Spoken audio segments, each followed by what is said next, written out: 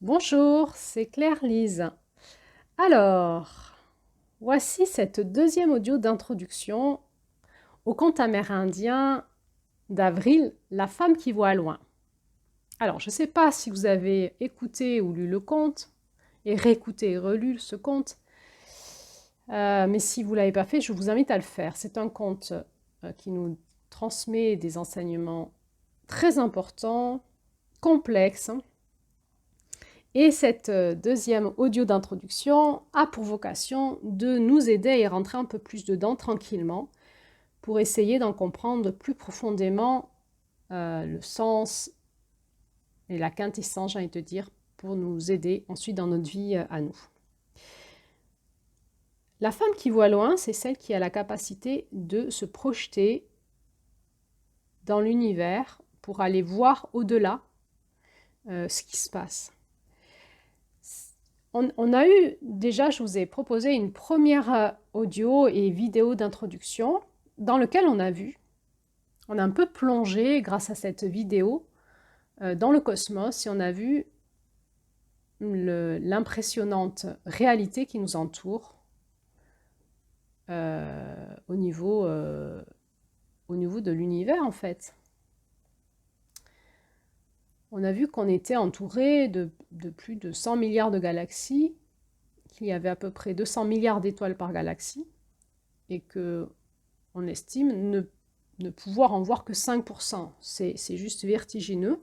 Ce qui se passe au-dessus de notre tête, dans ce monde physique, dans ce monde de la matière, dans ce monde du palpable, du visible.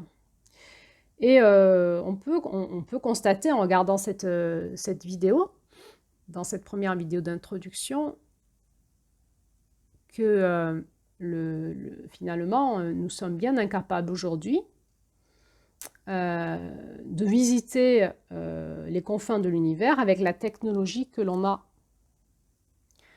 Le monde physique nous met dans notre limite au niveau du temps et de l'espace et dans notre finalement impossible. Donc cette première vidéo d'introduction à ce conte avait pour objectif de nous faire palper quelque chose de cet univers grandiose qui nous entoure, infiniment grand, de notre petitesse, et de nous faire comprendre que dans le monde physique, si nous restons dans le paradigme du monde physique, nous sommes excessivement limités. Déjà, de ma propre terrasse, j'ai un toit en terrasse, quand je lève les yeux au ciel et que je regarde les étoiles, je ne vois pas grand-chose. Mais même avec une sonde voyageur, comme cette vidéo l'explique, ou même avec des logiciels de montage, finalement, on comprend que même avec ça, notre vision est très limitée par rapport à la réalité. Alors, cette deuxième audio aujourd'hui a pour but de nous faire entrer dans un autre paradigme de voyage et de capacité à voir et d'apprendre à utiliser un autre outil pour aller voir loin dans l'au-delà.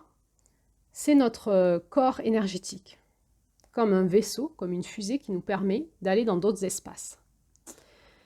Nous avions vu, au mois de janvier-février, je crois, que dans ce que nous explique la physique, la science aujourd'hui, au niveau de sa connaissance aujourd'hui, on peut dire qu'il existe 3 mondes avec 3 lois physiques différentes. Le monde de la matière, avec les lois de la matière, les lois physiques de la matière.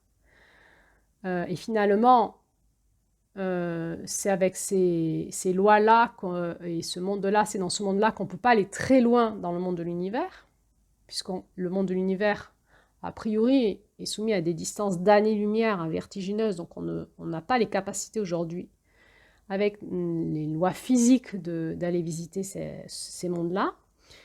Il existe aussi donc un autre monde qui est le monde énergétique, qui obéit aux lois électromagnétiques.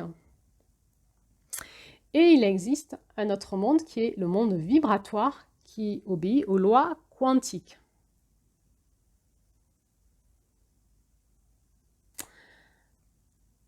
Eh bien, nous allons voir aujourd'hui que l'univers est aussi probablement constitué d'au moins ces trois mondes. Peut-être qu'il en existe d'autres que l'on ne connaît pas aujourd'hui. Et qu'en utilisant les lois énergétiques et quantiques, nous avons la capacité, finalement, de dépasser le monde de l'espace et du temps pour aller visiter très loin d'autres espaces de conscience. Donc, quelque part, il faut pouvoir voyager dans le temps pour aller visiter des galaxies qui sont à des années-lumière de la Terre. Cela pose la question, finalement, quand on observe cette immensité du monde qui nous entoure, nous avons le droit légitimement de nous poser la question, est-ce que nous sommes finalement les seules présences de conscience dans cet univers, ou est-ce qu'il existe d'autres formes de conscience ailleurs, qui ont, elles, des technologies différentes que les nôtres, et qui peuvent voyager dans l'espace et dans le temps. Autrement dit, existe-t-il des extraterrestres? Alors, ce n'est pas du tout le thème de ce conte, mais c'est une question que nous avons légitimement le droit de nous poser quand on essaye d'élargir sa conscience. Dans ce conte-là, nous rentrons dans le monde de la maîtrise de la conscience et de la maîtrise de nos corps physiques, énergétiques et vibratoires. Alors, dans cet audio, je vais vous parler des expériences de mort imminente, ce qu'on appelle les expériences de mort imminente, de la notion de décorporation ou de voyage astral. Et aussi, il y aura une petite introduction au voyage, ce qu'on appelle les voyages chamaniques. Dans la dernière vidéo d'introduction, cette troisième vidéo d'introduction, je vous présenterai un peu plus loin qu'est-ce qu'est le monde du rêve dans le chamanisme, puisque ce conte en parle, et la notion aussi de clivage d'âme dont ce conte en parle, pour qu'on puisse enfin aller dans cette vidéo d'analyse du conte. Et il y aura une dernière vidéo en lien avec les blessures que nous pourrions rencontrer en avril, en lien avec cette énergie du mois d'avril. Alors, peut-être avez-vous déjà entendu parler des expériences de mort imminente? Peut-être en avez-vous déjà faites. Peut-être avez-vous entendu parler des personnes de votre entourage en parler. Peut-être c'est une notion qui vous est complètement étrangère.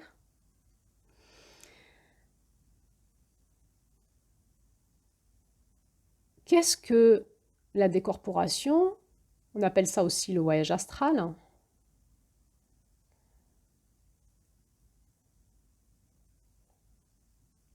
Finalement, qu'est-ce que les états modifiés de conscience? Et autrement dit, qu'est-ce que la conscience? Moi, je crois que cette porte de l'Est, elle nous parle de ça, elle nous parle de la conscience.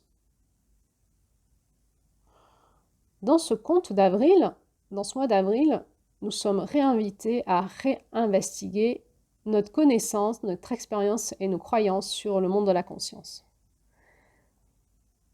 Alors, nous sommes dans une période excessivement riche, puisqu'aujourd'hui, il y a énormément de personnes qui peuvent nous témoigner d'avoir fait des expériences de conscience modifiée, soit par l'intermédiaire de thérapies, de régression de conscience, soit par l'intermédiaire d'expériences un peu extatiques, soit par l'intermédiaire de traumatismes qui amènent à des états de mort imminente. On se pose cette question, est-ce que ce phénomène est paranormal? Est-ce que c'est un phénomène psychologique? C'est vrai que les experts sont très divisés à ce sujet. Pourtant, on estime aujourd'hui qu'il y a entre 10 et 20 millions d'expériences de mort imminente bien étudiées dans le monde. C'est un phénomène donc qui est reproductible et qui est vraiment étudié depuis des années par certains scientifiques, des médecins, des psychiatres, des médecins anesthésistes réanimateurs, des physiciens quantiques. Et c'est vraiment un phénomène qui est fascinant et étrange et qui pose bien des questions et qui apporte aussi bien des réponses. J'ai choisi de me baser sur ces faits-là pour vous introduire cette notion du voyage astral dont parle ce conte. Alors, moi, de quel espace je parle? Donc, pourquoi moi je serais légitime de vous parler de ça? Est-ce qu'on est dans le monde de la croyance ou est-ce qu'on est dans le monde de l'expérience? Déjà, vous dire que j'ai fait des études d'infirmière et qu'à l'époque, il y a 25 ans, au moment de passer mon diplôme, de faire mon mémoire, vous savez, mon mémoire de fin d'études, j'avais choisi de travailler sur la question: est-il avantageux de parler à une personne qui est dans le coma? Autrement dit, est-ce qu'elle peut nous entendre?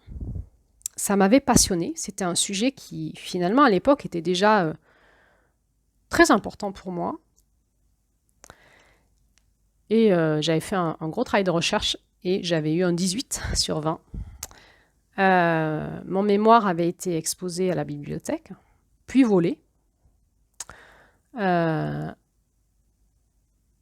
c'est pour la petite parenthèse. Mais simplement aussi vous dire qu'ensuite, j'ai été infirmière en réanimation pendant 12 ans. Et que ce sujet de prendre soin de la conscience a été la priorité de ma vie. J'ai beaucoup œuvré pour enseigner ça à l'école d'infirmière, puisque je donnais des cours à l'école d'infirmière sur la notion de la conscience, du coma, des traumatismes crâniens, de la neurologie. Et aussi, je me battais dans le service de réanimation où je travaillais pour que les aides-soignantes qui travaillent avec moi ou pendant le tour médical, on respecte la personne qui est dans le coma et qu'on puisse faire attention à ce qu'on dit et comment on le dit. Alors, à l'époque, c'était assez étrange, on se fichait un peu de moi, mais moi, je savais de quoi je parlais, j'en avais fait une étude, je savais qu'il y avait des scientifiques qui recherchaient là-dessus et que j'étais même peut-être plus avancée que les médecins réanimateurs qui me disaient que les personnes ne pouvaient pas m'entendre parce qu'elles étaient dans le coma ou sous anesthésiant, qu'elles avaient le cerveau grillé et qui se fichaient de moi. Et puis, j'ai eu des patients que j'ai réanimés et qui, à leur sortie, à leur retour de réanimation, quand ils ont repris conscience, m'ont parlé des expériences de mort imminente qu'ils avaient fait et de ce qu'ils avaient vu qui se passait quand on les réanimait.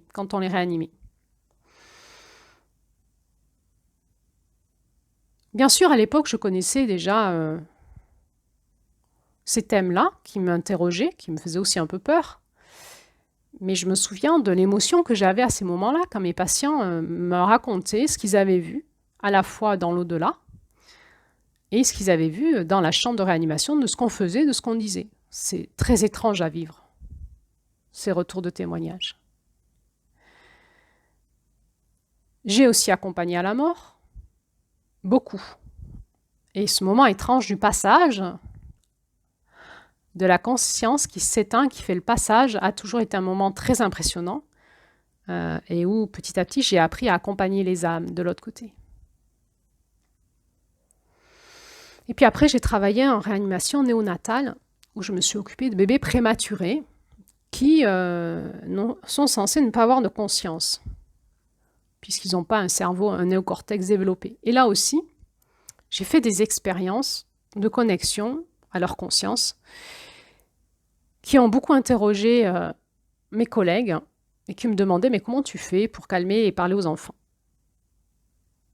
Et puis ensuite, moi-même j'ai été malade avec une maladie incurable. J'ai été condamnée par les médecins qui me disaient que je ne pouvais pas guérir. Et c'est là où je me suis tournée vers me prendre en charge dans ma guérison et vers toutes les pratiques de régression de conscience pour comprendre ce qui se passait dans mon corps. Et puis j'ai pu guérir, ça n'a pas été un chemin simple, avec beaucoup de thérapie, de régression de conscience, beaucoup d'expériences thérapeutiques diverses et variées. Je me suis formée et puis je suis devenue thérapeute. Et puis je suis aussi devenue praticienne en soins quantiques avec une méthode quantique qui me permet d'aller dans des espaces vibratoires, récupérer de l'information, faire du décodage et puis réinformer ces champs vibratoires chez mes patients et puis vivre et expérimenter depuis 10 ans maintenant des réelles guérisons.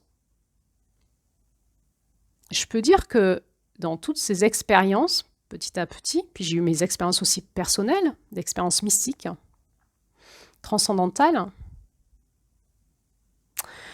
dans toutes ces expériences personnelles, petit à petit, ça m'a amené à apprendre à naviguer dans ces deux mondes, ce monde de notre corps physique, de notre conscience liée au corps physique, et ce monde de la conscience de l'au-delà du corps physique.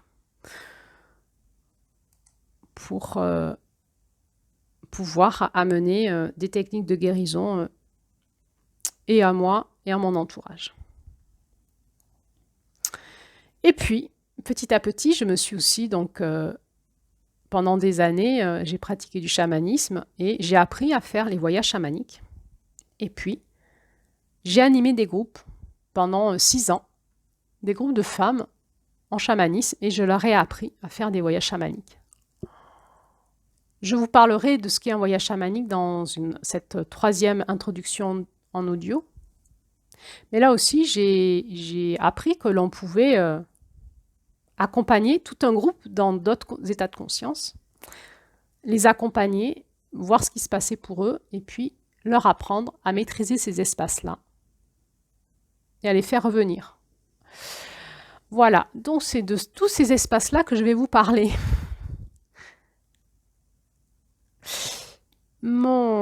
Ma vigilance aujourd'hui, elle est d'arriver à vous transmettre mon expérience, ma connaissance, mais de la connaissance pour vous de là où on en est aujourd'hui, à la fois dans ce qui se passe dans le monde, qui parfois, peut-être, vous ne savez pas ce qui se passe parce que vous n'êtes pas dans les services de réanimation, vous n'accompagnez pas la mort, vous n'êtes pas dans les travails thérapeutiques. Et peut-être que vous le savez, peut-être que vous m'écoutez, que vous le savez, que vous avez déjà pratiqué vous-même. En tout cas, pour moi, mon objectif n'est pas de vous dire on y croit pas, mais de vous apporter, d'essayer d'introduire ce que moi je sais, de vous le dire, de vous le transmettre, pour vous amener un pas plus loin dans ce conte et dans la compréhension de ce que ce conte amérindien essaye de nous transmettre.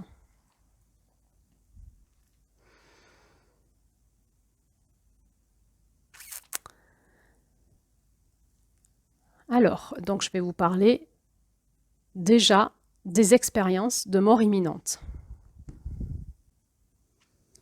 Donc les expériences de mort imminente, on n'en entendait pas parler avant. Pourquoi? Parce qu'il y a un vécu pour les gens qui vivent ces expériences de décalage avec la conscience du monde actuel, du monde des gens qui vivent sur Terre. Et ce décalage de conscience fait que les gens ont du mal à parler de ce qu'ils vivent.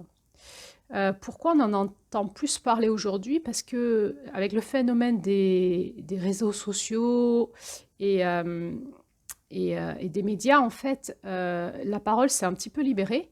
Et il y a entre autres des médecins qui ont commencé à faire des recherches là-dessus par rapport à ce qu'ils entendaient en salle de réveil ou des témoignages qu'ils avaient à l'extérieur. Et donc là, il y a eu un petit peu de la recherche qui a commencé à être faite, et puis on a pu commencer à en parler sur les réseaux sociaux. Il y a eu des livres qui ont été publiés, et les paroles se sont un petit peu libérées, et on s'aperçoit depuis plusieurs années que finalement, c'est pas si rare que ça. C'est même assez classique dans les expériences qui peuvent se faire autour, dans les hôpitaux par exemple, ou autour de la réanimation.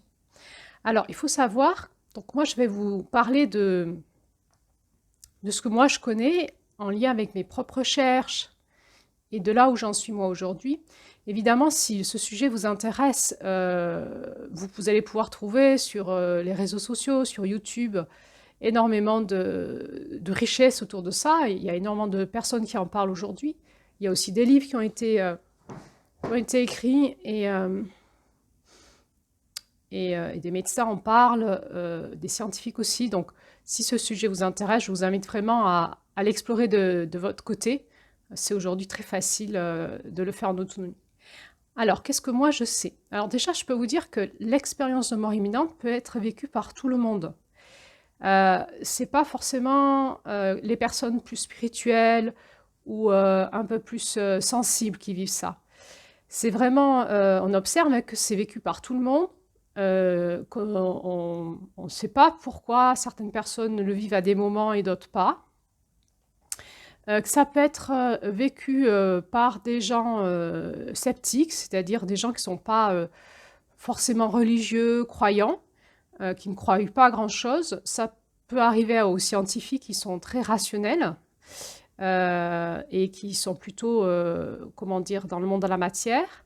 Ça peut arriver aux personnalités médiatiques, publiques, comme à la personne qui vit sa vie lambda de tous les jours. Ça arrive aussi aux enfants. Et donc, ça arrive à tout le monde, en fait.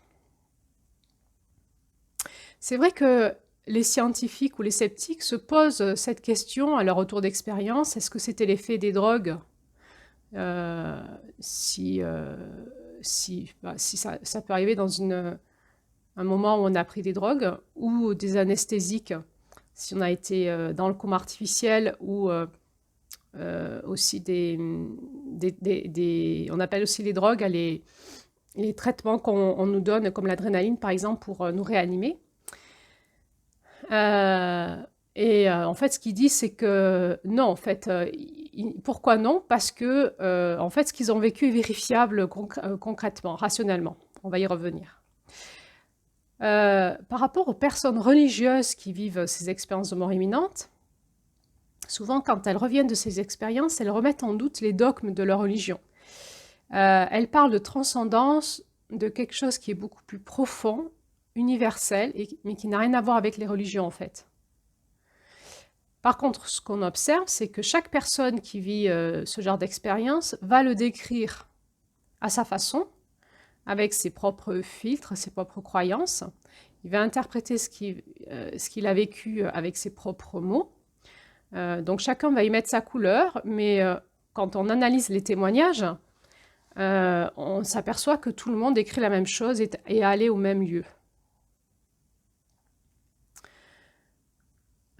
Alors, comment ça se passe, cette histoire?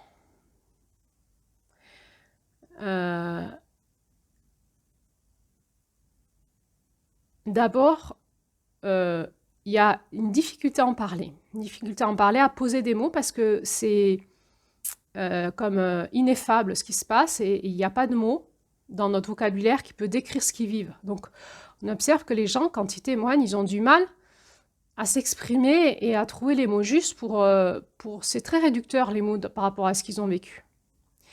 Ensuite, pour eux, il y a un avant et un après. Quand ils reviennent de ce genre d'expérience, ils témoignent que leur vie a changé et que c'est compliqué pour eux d'en parler avec le commun des mortels. Donc, ça concerne des gens, d'abord, qui frôlent la mort. Donc, c'est pour ça qu'on parle d'expérience de mort imminente. Mais pas que. Ces expériences de mort imminente, qui n'en sont plus, du coup, qui sont des expériences transcendantales, on pourrait dire comme ça, peuvent être vécues par des personnes qui font de la méditation, par exemple. On peut vivre ça en regardant un coucher de soleil. On peut le vivre lors d'un orgasme particulièrement intense, comme en ayant pris une cuite monstrueuse ou une overdose pour les personnes qui se droguent. Ça peut être aussi un état de grosse fatigue qui peut nous amener dans cet état-là. On l'observe aussi chez des personnes qui sont face à la mort, qui ont peur de mourir, par exemple, face à un accident, et finalement, au dernier moment, il n'y aura pas d'accident. Donc, il n'y a pas eu le choc, le traumatisme, il y a eu juste la peur de mourir. Et là, en fait, ils vont vivre des sorties de corps avant même le choc. Et puis, donc, il y a ces personnes qui vivent des arrêts cardiaques, qui vont vivre aussi des comas traumatiques ou des comas dus à une anesthésie, ce qu'on appelle le coma artificiel. Ça peut être vécu par des personnes qui ont des traumatismes crâniens, c'est-à-dire qu'il y a un traumatisme au niveau du cerveau. Et en fait, dans l'arrêt cardio-circulatoire, dans un coma traumatique, on observe au niveau scientifique qu'il n'y a plus rien qui marche au niveau de la circulation, soit du cerveau, soit du cœur. Les organes sont plus fonctionnels. Donc, ce qu'on observe, c'est que ces expériences semblent être indépendantes de l'état fonctionnel du cerveau. C'est cela qui pose de grosses questions, en fait. Alors, quand on écoute ces témoignages, le scénario est toujours le même. Donc, on va observer qu'il y a comme une structure dans l'expérience qui va être la même pour tout le monde, tout le temps. Donc, il y a l'induction, il y a le truc qui fait qu'on va le vivre, donc je viens de vous en parler. Et puis, ensuite, il va y avoir ce phénomène de décorporation. La décorporation, c'est la sensation de sortir de son corps, de flotter, et même de voir à travers les objets. Donc, la personne, elle se sent sortir de son corps, et elle va vivre comme un sentiment de sérénité, de plénitude, de paix. Ça, c'est vraiment des mots qui reviennent tout le temps. De bien-être. Il n'y a pas d'émotion négative, mais il y a plutôt une sensation d'hyperconscience assez neutre. Alors, quand on leur demande « mais est-ce que vous voyez à travers des yeux ?» elles vous disent « non, je voyais mon corps en bas ». Donc, il y a pas mal de témoignages qui expriment la sensation d'être comme aimanté, comme attiré, aspiré ailleurs. Certains se retrouvent au-dessus de leur corps, d'autres à d'autres endroits de la pièce, d'autres partent. À ce moment-là, on observe que le temps et l'espace n'existent plus dans l'espace de la décorporation.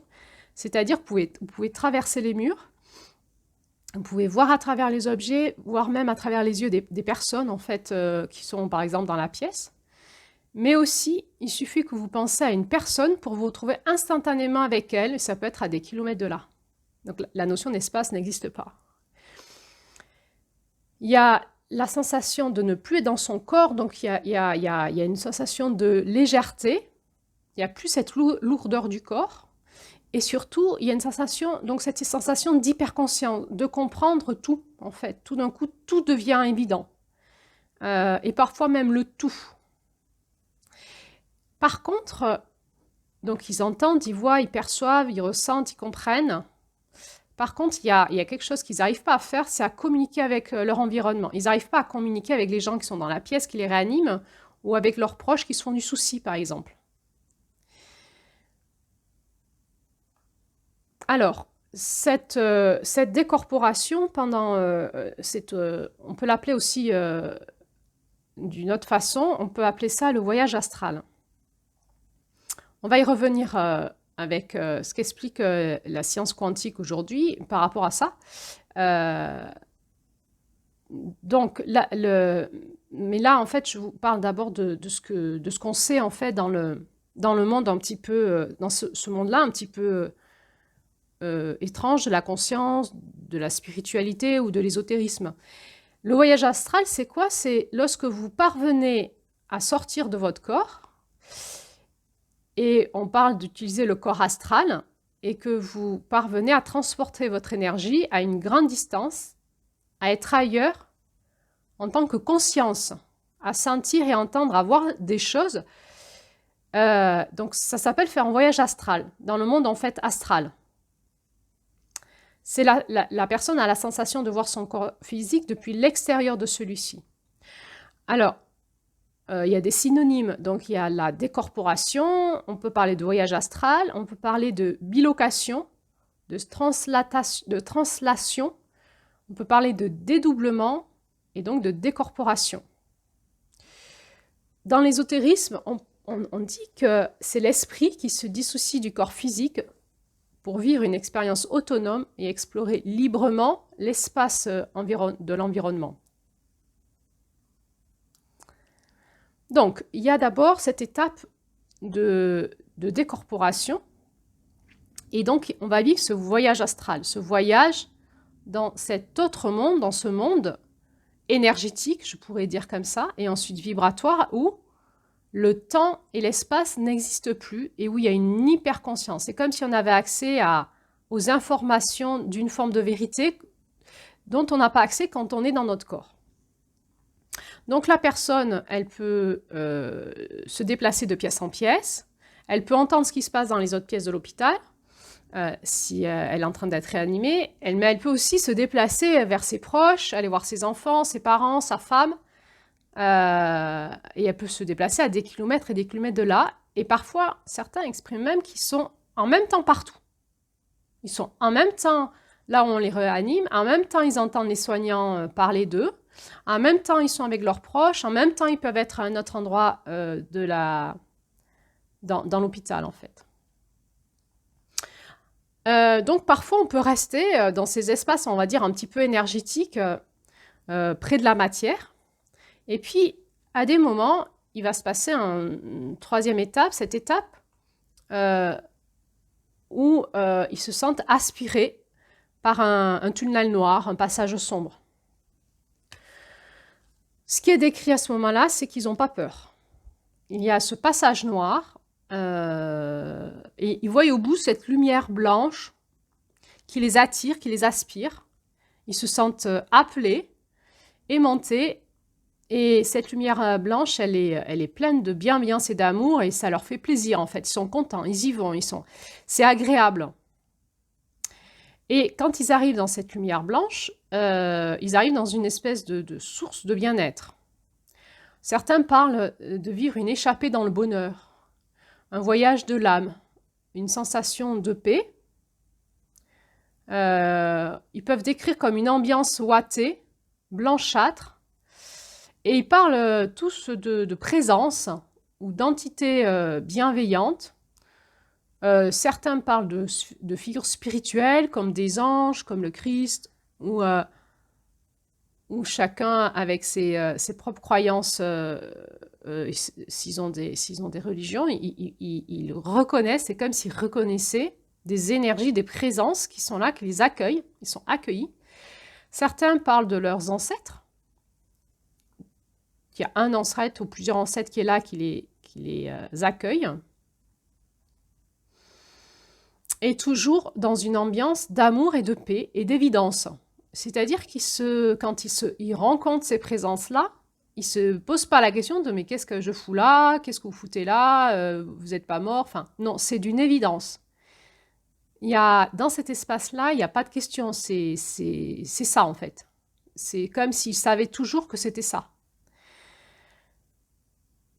Et ils font comme un bain d'amour et de lumière. C'est comme s'ils chargeaient dans leur corps énergétique des données, de la vibration d'amour et de lumière. C'est comme s'ils se chargeaient d'amour et de lumière. Et après, suivant les personnes, ils ne vivent pas tout à fait les mêmes choses. Soit on leur demande de faire un choix, c'est-à-dire on leur dit tu restes ou tu pars, c'est-à-dire tu restes dans cet amour, ce lieu d'amour et tu ne reviens pas sur Terre, soit tu reviens sur Terre et tu as le choix, soit on leur dit tu n'as pas le choix, ce n'est pas le moment de venir, il faut que tu repartes en bas, comme une injonction, tu dois retourner sur Terre. On observe, c'est comme un sas d'entrée à un autre monde.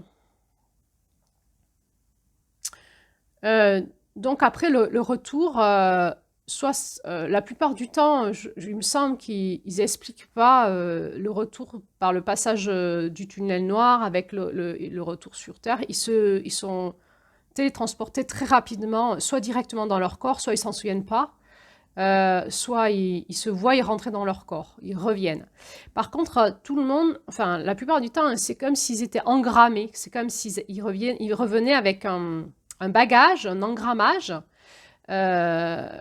avec de la conscience, de l'amour et de la compassion. Et ils n'expliquent pas ça. Ils reviennent chargés de quelque chose. Ensuite, il y a cette étape de retour dans le corps. C'est souvent expliqué comme étant très douloureux. C'est comme si l'incarnation, le fait de s'incarner, de revenir dans le corps, c'était pesant. Il y a comme un poids qui revient. Et il y a ce truc étrange où quand ils reviennent dans leur corps, ils se sentent comme emprisonnés. C'est-à-dire que pour eux, le temps d'avant, le temps où ils n'étaient pas dans leur corps, c'était vécu comme l'état normal. Et quand ils reviennent dans leur corps, c'est comme s'ils ont conscience qu'ils vont retourner dans un état anormal. C'est réducteur. Ils ont moins de liberté de mouvement, ils perdent la conscience. Cette conscience élargie qu'ils avaient des choses, en fait, elle vient réduite, comme s'ils avaient un filtre, un voile. Et ils savent qu'avant, ils savaient, qu'ils voyaient que maintenant qu'ils sont dans leur corps, ce qu'ils voient, c'est incomplet. Ils peuvent parler comme d'un décor réducteur qui n'est pas la vraie vérité. Et pour eux, c'est douloureux. Alors, ensuite, il y a l'après. Alors, tout le monde dit que leur vie a complètement changé derrière. C'est une véritable transformation et qu'ils sont porteurs d'une nouvelle conscience. Il y a souvent ce sentiment de solitude jusqu'à qu'ils retrouvent des livres ou des personnes qui parlent de choses qu'ils ont vraiment vécues, donc ils vont pouvoir délier leur langue, mais on peut un petit peu se moquer d'eux, on peut ironiser, surtout s'ils en parlent aux médecins, aux soignants. C'est pas souvent bien accueilli. Donc, ils peuvent aussi ressentir comme une sensation de honte. Que ceux qui disent, c'est vu comme débile par l'autre, quoi. Comme une forme de délire où il y a un scepticisme. On leur dit, oui, mais c'était les drogues que vous avez vécues, c'était juste une hallucination. Et ils ont une sensation d'être déçus finalement, de ne pas pouvoir communiquer avec le monde extérieur, de ce qu'ils ont vécu à l'intérieur d'eux. Par contre, ceux qu'ils ont vécu, ben en fait, ça reste engrammé en eux et ça reste en eux en fait. Donc, ils ont une nouvelle perception du monde, de la réalité du monde. Et ils disent en fait qu'ils ont en eux cet état de conscience modifié dans cette sensation de l'amour qui protège et qui redonne cette plénitude. Et quand ils rebasculent dans le monde sur Terre, ils rebasculent dans un monde où il y a un état de peur, de haine, de confusion, et ils se sentent mal à l'aise en fait. Pour eux, c'est très difficile de revenir dans un monde qui fonctionne sans amour. Les personnes sceptiques ne parlent toujours pas de religion, hein. Ils parlent d'un état de conscience, d'une sensation de présence, d'amour, mais pas de religion. Voilà un petit peu ce que moi je peux vous dire sur les expériences de mort imminente. Alors, qu'est-ce qui se passe au niveau du corps médical? Alors aujourd'hui, en 2024, c'est toujours tabou pour beaucoup de médecins. Quand les patients leur parlent de ça, ils bottent en touche en fait, hein. Donc on peut se poser la question pourquoi? Dans quel monde on est en fait? On peut se poser la question pourquoi les scientifiques, les médecins n'arrivent pas à élargir leur conscience, à se poser des questions, à se remettre en question. On s'aperçoit que c'est très dérangeant, hein. La médecine actuelle dit que la conscience a besoin du cerveau. Et qu'un cerveau qui n'est plus irrigué ou qui est bourré de médicaments en coma artificiel, donc médicalement et scientifiquement, ne peut pas percevoir et mémoriser quoi que ce soit. Quand quelqu'un fait une syncope ou un arrêt cardiaque ou est dans le coma, et qu'on sait que pertinemment son cerveau n'est plus fonctionnel en termes de conscience, et que cette personne-là vous raconte des expériences extraordinaires, souvent très précises. Ils sont capables de vous dire ce que vous avez dit, ils sont capables de vous dire quelles étaient les personnes qui étaient là, même des personnes qu'ils ne connaissent pas. Ils sont capables de vous dire qu'est-ce qui se passait instantanément chez eux, à leur travail, le souci que se faisaient leurs proches, et des choses très précises en fait. Et ces choses précises sont vérifiables. À ce moment-là, le médecin, il vit en fait un shift en fait et dans son cerveau. C'est-à-dire que ce qu'on lui raconte, ça colle pas avec ses connaissances. La personne, de ce qu'elle dit, c'est pas possible qu'elle ait vécu au vu de l'état de son cerveau.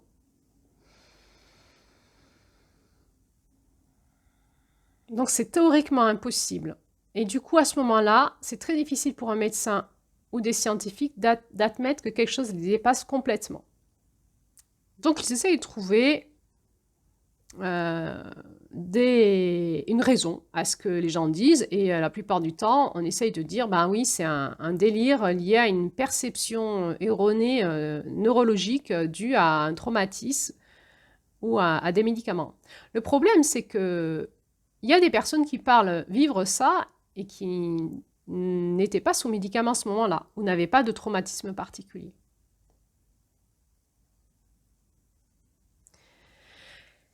À l'état actuel de la science et de nos connaissances, une expérience de mort imminente est incompréhensible. Tout ce que nous, on sait sur le cerveau, c'est pour percevoir, pour mémoriser, il a besoin d'oxygène et de sucre. De circulation de sang, il a besoin d'être en bon état. Par exemple, il suffit de boire un peu d'alcool ou du café pour qu'on s'aperçoive que notre état de conscience est modifié. Donc, on sait hein, que notre cerveau, il suffit de lui donner, entre guillemets, une drogue, et puis notre état de conscience peut être modifié par pas grand-chose.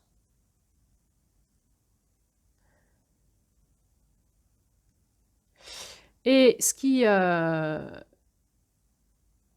crée une distorsion cognitive, quelque part, pour la science, pour le scientifique qui se base sur cet état-là de connaissance, c'est que non seulement la personne qui a un cerveau abîmé ou qui n'a plus d'oxygène ou qui n'a plus de sang qui circule dans son cerveau, non seulement il ne peut plus être conscient,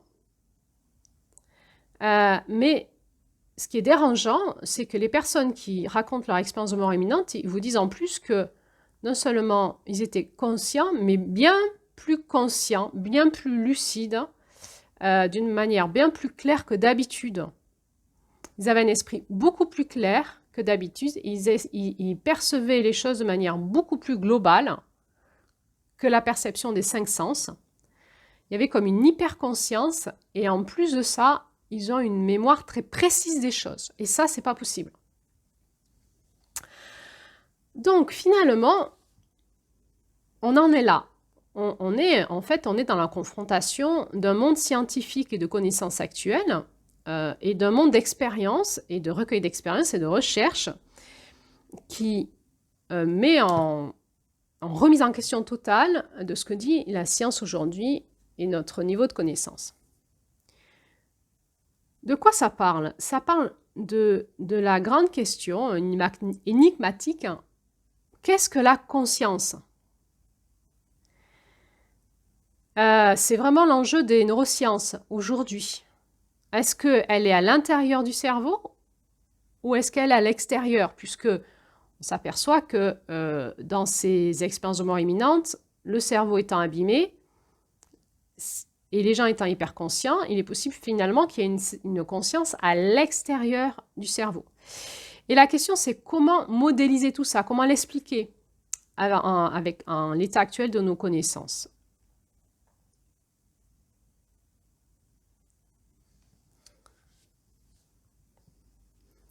Donc, les scientifiques, ils se posent la question où se localise la conscience au niveau médico-chimique? C'est une énigme, en fait. On s'aperçoit que souvent, on a une notion réductrice de la conscience. On a l'impression d'exister par rapport à nos 5 sens, à notre perception de nous et du monde avec nos 5 sens. Et du coup, on peut se poser la question, et c'est la question que nous posent les expériences de mort imminente, c'est et si on n'avait plus les 5 sens, que deviendrait la conscience? Donc, on a deux façons de considérer ces expériences de mort imminente. Soit elles sont réelles, mais dans ce cas-là, ça demande de chambouler toutes nos croyances sur le fonctionnement de la conscience, car la conscience ne peut pas être réduite au fonctionnement de notre cerveau. Soit elles sont dues à un dérèglement cérébral et à des produits anesthésiants.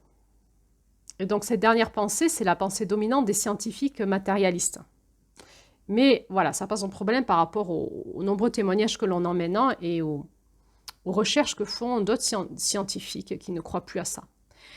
Donc il y a un courant de chercheurs qui est arrivé d'abord des États-Unis et qui s'est maintenant internationalisé, qui considère que la conscience est à l'extérieur de nous et qui considère qu'au vu de leurs recherches, que la conception d'une conscience qui serait due à la connexion de neurones entre eux et à l'impulsion électrique et des énergies chimiques dans le cerveau ne tient plus la route. Alors, il parle par exemple de la notion de lucidité finale. C'est quoi la lucidité finale? C'est par exemple des personnes qui toute leur vie n'ont pas été, et ont été très matérialistes, n'ont pas été dans des consciences un petit peu élargies du monde, n'étaient pas du tout spirituelles par exemple, ou même des personnes Alzheimer, c'est-à-dire que leur cerveau ne fonctionne plus depuis des années, et qui au moment de leur mort arrivent dans une hyperconscience, une lucidité, et avant de mourir, les quelques heures avant de mourir, peuvent expliquer aux personnes qui les entourent ce qu'elles ont vécu et pourquoi ça s'est passé comme ça et où c'est qu'elles vont.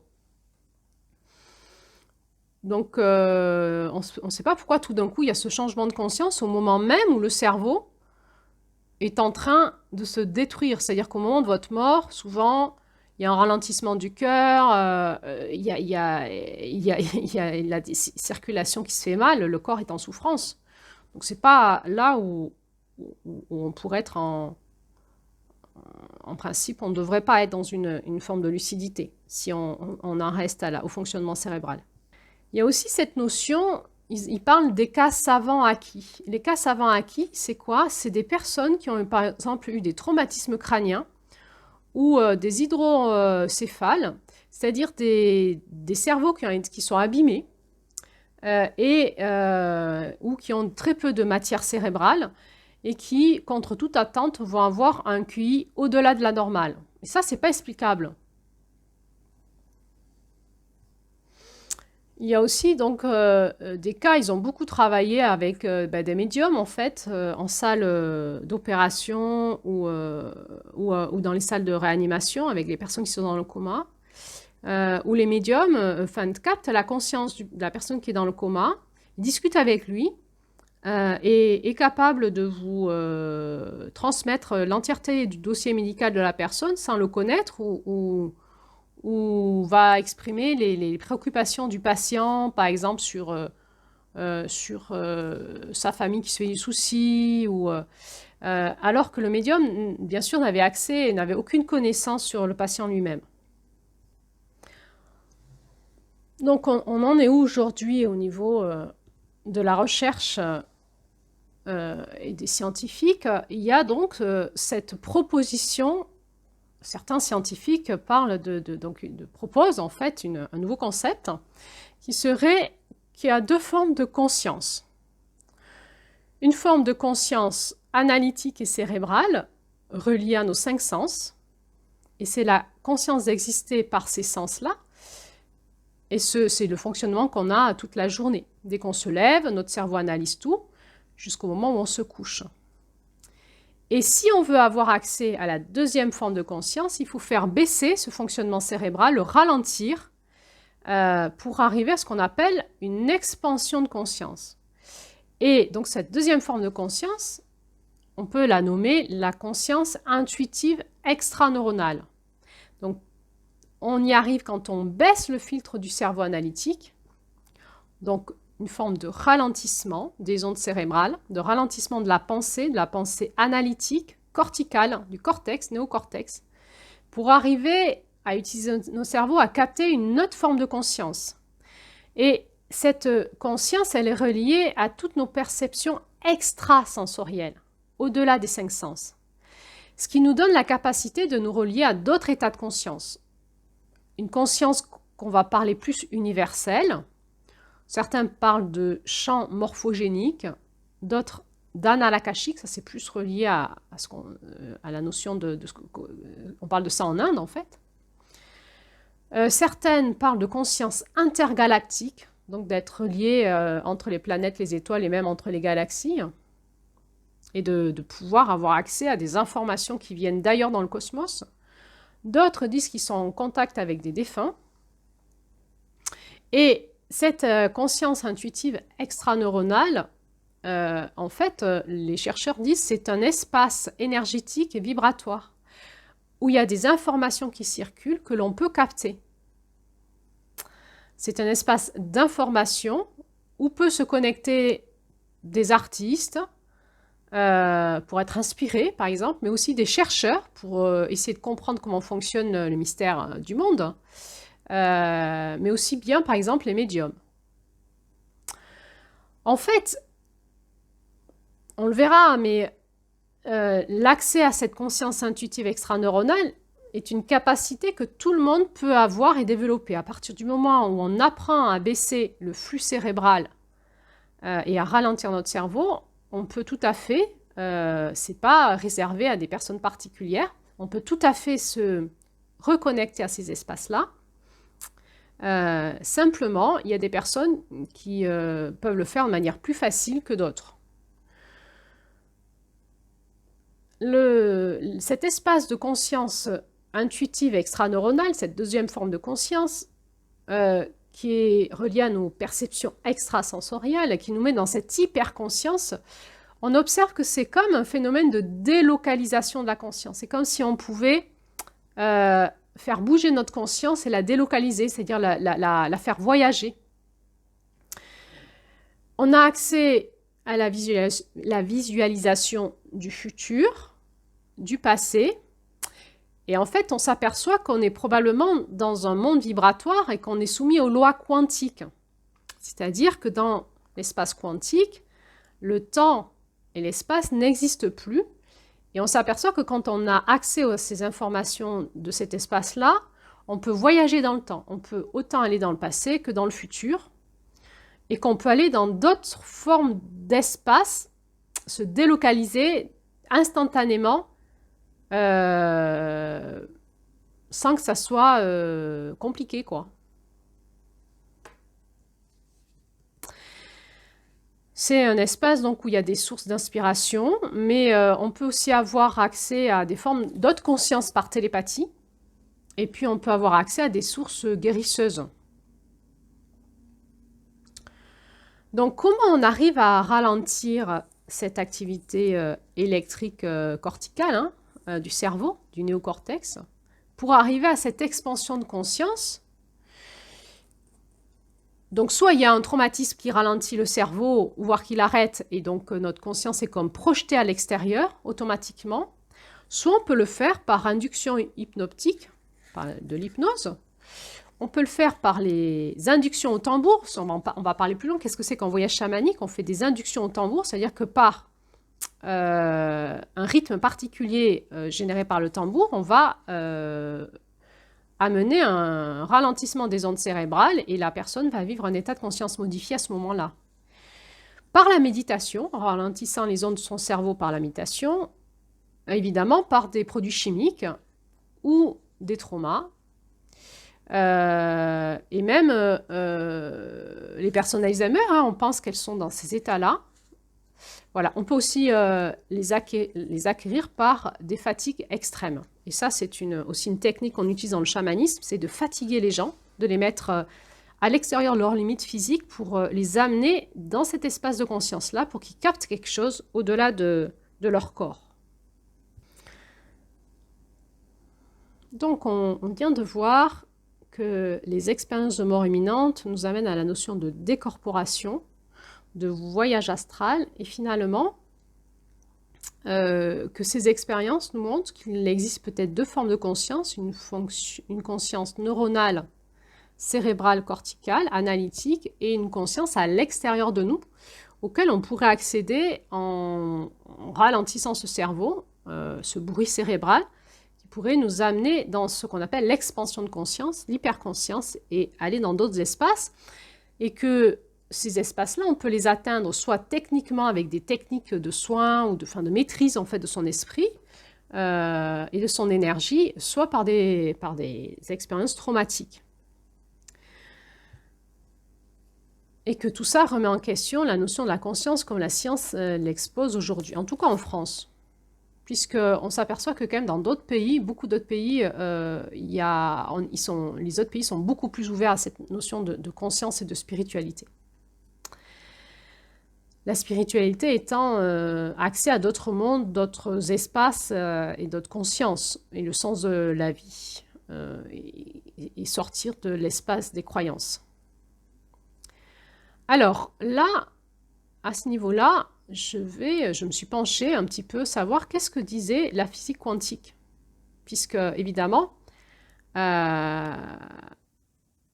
y a soit on vit, on expérimente et on ne cherche pas à comprendre, soit il y a tous ces chercheurs qui disent nous, on veut comprendre. Donc, on peut se pencher sur qu'est-ce que dit la physique quantique. La physique quantique, je vous rappelle, c'est la physique. La mécanique quantique, c'est l'étude des forces et du monde de la vibration. À l'intérieur du noyau, c'est subatomique, c'est à l'intérieur du noyau de la cellule, dans un espace où la matière n'existe plus. On va s'apercevoir qu'on arrive dans un espace de vide où il y a des photons de lumière et des particules de matière, et que là, les lois physiques sont complètement autres. Ils ne sont plus les mêmes lois que celles de l'énergie, c'est-à-dire de l'électromagnétisme, et celles de la matière. Donc la mécanique quantique étudie tout ça depuis un siècle et demi. Et donc, qu'est-ce qu'elle a à dire? Parce qu'on s'aperçoit quand même que ce monde dans lequel on arrive, ce monde de conscience, ressemble quand même à un monde de vibration. Et donc, évidemment, que la physique quantique a des choses à dire sur expliquer ça. Dans la physique classique, si on éloigne deux atomes, plus on les éloigne, plus l'intensité entre eux diminue. Dans la mécanique quantique, il y a la notion de non-séparabilité dans cet espace-là. C'est-à-dire que l'on soit proche ou très éloigné, les particules n'auront pas de diminution d'intensité. C'est ce qu'on appelle la notion d'intrication temporelle.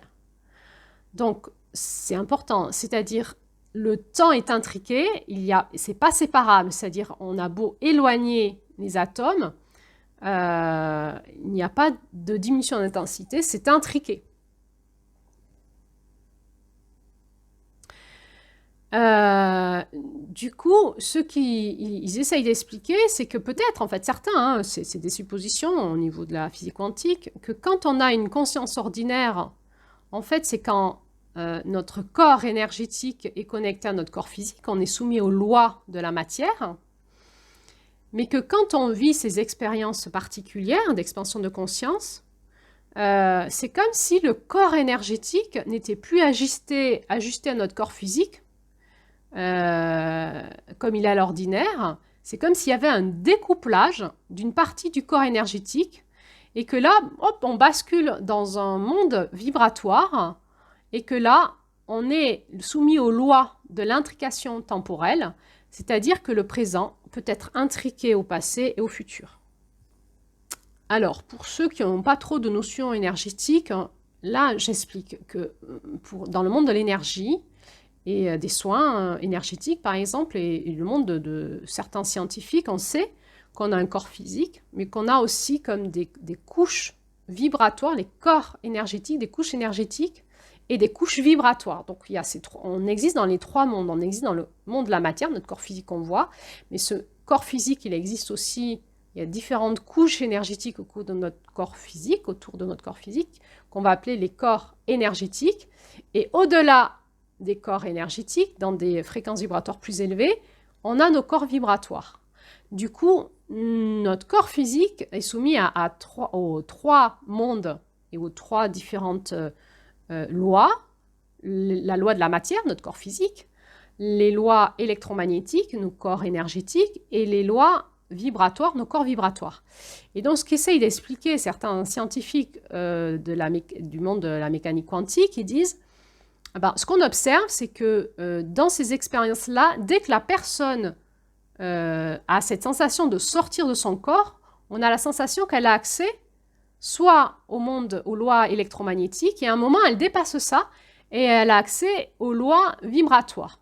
Donc, on a l'impression qu'en fait, la conscience, elle n'est pas dans le corps physique, elle est dans les corps énergétiques et vibratoires, et c'est comme s'il y avait un découplage entre le corps physique, les corps énergétiques et vibratoires, et que ces corps énergétiques et vibratoires pouvaient aller dans d'autres espaces et avoir accès à d'autres lois qui ne sont plus des lois physiques. Donc évidemment, ces corps physiques et vibratoires nous font penser au monde de l'âme et de l'esprit, dans une autre notion un peu plus spirituelle. Donc c'est comme si notre âme pouvait sortir de notre corps et aller dans le monde de l'esprit. Et donc être dans une autre forme de conscience et de compréhension des choses. Les scientifiques parlent de ces trois mondes, ils en parlent différemment. Ils parlent de trois mondes, effectivement. Un monde où il y a une vitesse qui est sous-lumineuse, la vitesse des déplacements des objets, en fait. Le monde de la physique et un monde où les objets se déplacent à une vitesse inférieure à celle de la lumière. On a vu dans la vidéo, la première vidéo d'introduction au conte d'avril, que si on utilise ce monde-là, avec nos sondes, on n'arrivera jamais à explorer l'univers. Il est infiniment grand et à cette vitesse-là, le déplacement de l'objet n'est jamais assez rapide pour explorer les confins de l'univers. Ensuite, il y a le deuxième monde qui est le monde qui se déplace à la vitesse de la lumière, qui est à peu près 300 000 km à la seconde dans le vide, sans les frottements. C'est énorme. Et ensuite, il y a un monde où il y a une vitesse super lumineuse, au-delà de la vitesse de la lumière. Et dans ce monde-là, on n'a pas accès à ce monde-là, avec nos objets techniques, notre science et nos connaissances. On n'a pas accès. Donc il y a un petit peu une notion de si on veut pouvoir se déplacer dans l'univers, dans l'espace du cosmos, il faut pouvoir développer une capacité à se déplacer à la vitesse de la lumière, mais surtout au-delà de la vitesse de la lumière, dans une vitesse super lumineuse. Donc ils arrivent à la conclusion qu'il y a une notion de filtre en fait. Tout ce qui est super lumineux, au-delà de la vitesse de la lumière, on ne peut pas le percevoir. Et pour pouvoir le percevoir, il faut être dans un état de conscience particulière. Et donc, utiliser quelque chose en nous qui nous permet d'y arriver. Et donc, c'est ça qu'on cherche, c'est quoi?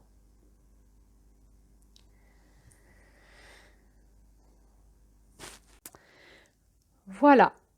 Donc, j'arrive à la conclusion de cet audio. À ce niveau-là, j'espère que vous n'avez pas le cerveau qui chauffe trop, parce que ça faisait beaucoup d'informations à écouter. Je vais donc conclure par nous rappeler l'essentiel de ce qu'on a vu aujourd'hui.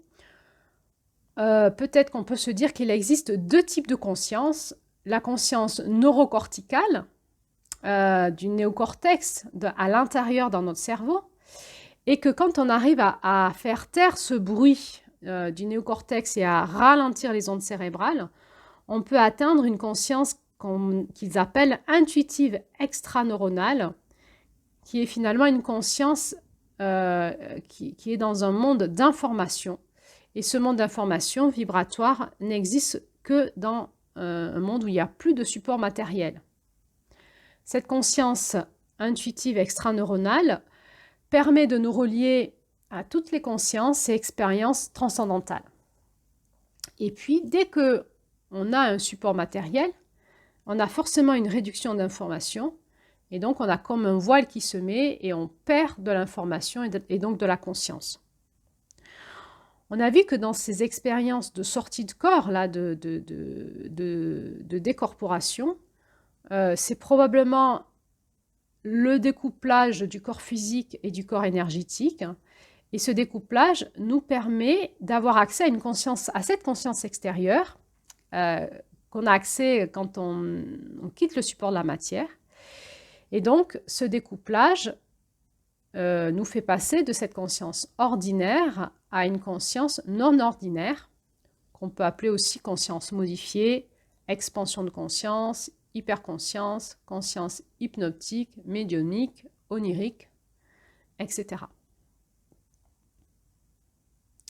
Alors c'est vrai que quand on écoute les personnes qui font des expériences de mort imminente, on comprend bien que probablement qu'elles font un voyage astral, donc c'est-à-dire un voyage avec leur corps astral, c'est-à-dire leur corps énergétique, dans un monde énergétique et vibratoire. Et finalement, la physique quantique peut-être nous pose cette question, est-ce qu'en se découplant de leur corps physique, les personnes qui font des expériences de mort imminente ne font-elles tout simplement pas des voyages au travers du temps? Sont-ils peut-être tout simplement des voyageurs dans le temps? C'est vrai qu'ils se voient dans ces deux dimensions, dans le corps physique et en même temps dans un autre espace-temps. Ils peuvent vivre une délocalisation et certains vivent aussi à la fois une intrication et temporelle et spatiale, c'est-à-dire qu'ils sont à la fois dans plusieurs espaces-temps en même temps.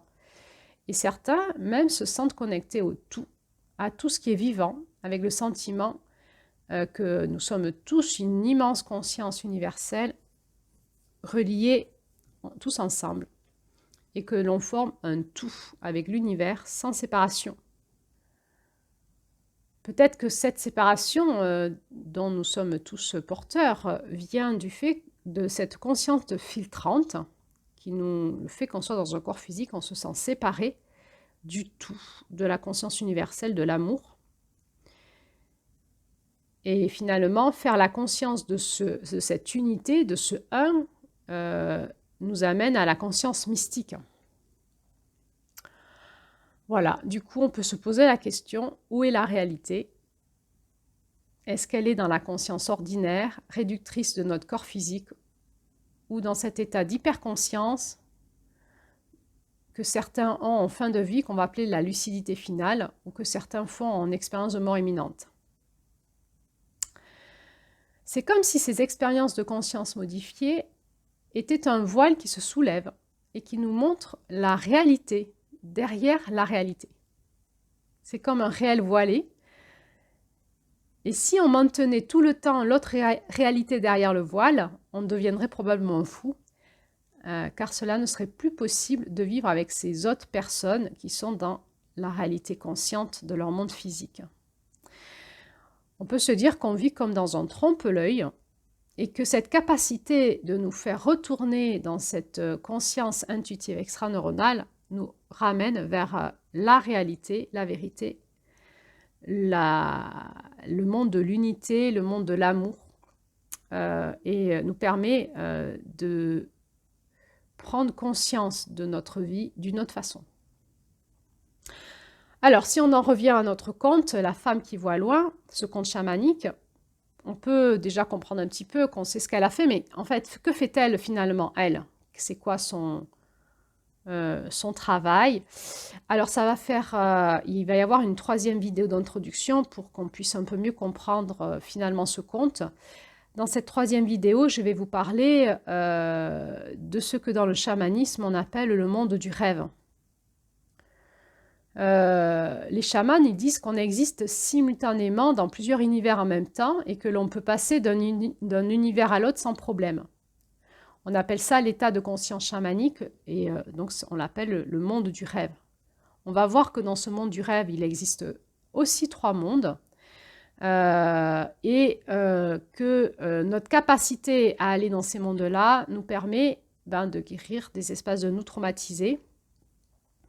On va parler du clivage de l'âme et de la récupération d'âme dans cette troisième vidéo d'introduction qui nous permettra peut-être de mieux comprendre ce conte et qu'est-ce que c'est que des soins chamaniques.